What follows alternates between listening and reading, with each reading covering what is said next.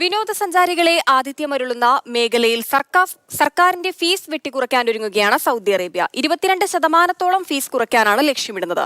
കൂടുതൽ വിനോദസഞ്ചാരികളെ സൗദിയിലേക്ക് ആകർഷിക്കാൻ സേവന സന്നദ്ധരായ സ്ഥാപനങ്ങൾക്ക് പ്രോത്സാഹനം നൽകുകയാണ് ഇതിന്റെ ലക്ഷ്യം. സൗദി ടൂറിസം ഇൻവെസ്റ്റ്മെന്റ് പദ്ധതിയാണ് ഹോസ്പിറ്റാലിറ്റി മേഖലയിലെ സർക്കാർ ഫീസ് 22% കുറയ്ക്കുവാൻ ശ്രമം നടത്തിവരുന്നതെന്ന് സൗദി ടൂറിസം മന്ത്രി അഹമ്മദ് അൽ ഖത്തീഫ് പറഞ്ഞത്. സൗദിയിലെ അൽ ഖസീം മേഖലയിലെ നിക്ഷേപകരുടെയും സംരംഭകരുടെയും യോഗത്തിൽ സംസാരിക്കവെയാണ് മന്ത്രി ഇക്കാര്യം അറിയിച്ചത്. സൗദി ശീതകാല പരിപാടികളോടനുബന്ധിച്ച് നടന്ന പരിപാടിയിൽ മന്ത്രാലയത്തിലെ നിരവധി ഉദ്യോഗസ്ഥരും പങ്കെടുത്തു.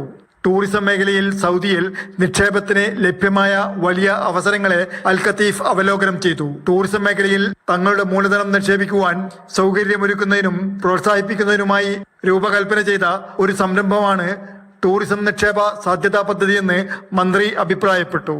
അൽ ഖസീം സൗദിയിലെ ഏറ്റവും പ്രധാനപ്പെട്ട വിനോദസഞ്ചാര കേന്ദ്രങ്ങളിലൊന്നാണ്.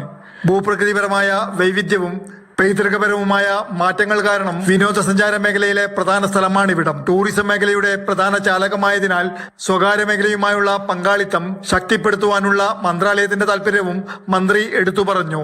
നിക്ഷേപങ്ങൾ പ്രോത്സാഹിപ്പിക്കുന്നതിനും നിക്ഷേപകർക്ക് സൗകര്യങ്ങൾ ഒരുക്കുന്നതിനും മന്ത്രാലയം ശ്രദ്ധയൂന്നി വരുന്നതായും അഹമ്മദ് അൽ ഖത്തീഫ് കൂട്ടിച്ചേർത്തു. Jafar Ali Balakot, Mathrubhumi news, Jeddah.